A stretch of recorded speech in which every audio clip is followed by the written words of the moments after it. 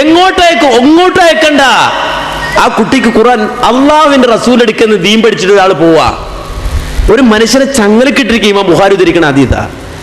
ഇതൊന്നും മുജാഹിദ് പ്രസ്ഥാനത്തിൽ പറയാൻ ഒരു മടി ഉണ്ടായിട്ടില്ല. മുജാഹിദ് പ്രസ്ഥാനം ആ വിഷയത്തിൽ ബുക്ക് തന്നെ ഇറക്കിയ പ്രസ്ഥാന. അതിനെയും പരിഹരിച്ചല്ലേ നടക്കുന്നത്. ജമിയത്തുൽ ഉലമ ഒരു പുസ്തകം തന്നെ റുഖിയ ശറയ്യ എന്ന പേരിൽ ഇറക്കിയതാ. ചങ്ങലക്കിട്ടിരിക്കുന്ന ഒരു ഭ്രാന്തനെ ഒരാൾ വന്നിട്ട് ചോദിച്ചു, അല്ല മന്ത്രിക്കോ, ആരെങ്കിലും മന്ത്രിക്കോ?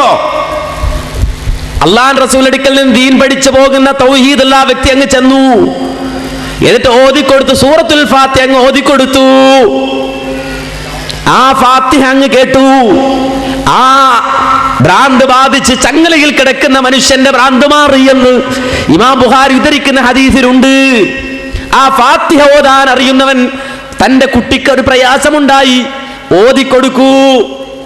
ആളുകൾ നേരെ തലതിരിഞ്ഞ മനസ്സിലാക്കാന്ന് വെച്ചാല് കുറെ മരുന്ന് ചെയ്തു, അമൃതയെ കൊണ്ടുപോയി, ലക്ഷോറി കൊണ്ടുപോയി, പല ഹോസ്പിറ്റലും കൊണ്ടുപോയി, രോഗമൊന്നും മാറുന്നില്ല, അവസാനം ഇന്നായിരിക്കാം, അപ്പോ റുഖിയ ശറയ്യ നടത്തുന്ന കേന്ദ്രം നോക്കണം എന്നാ.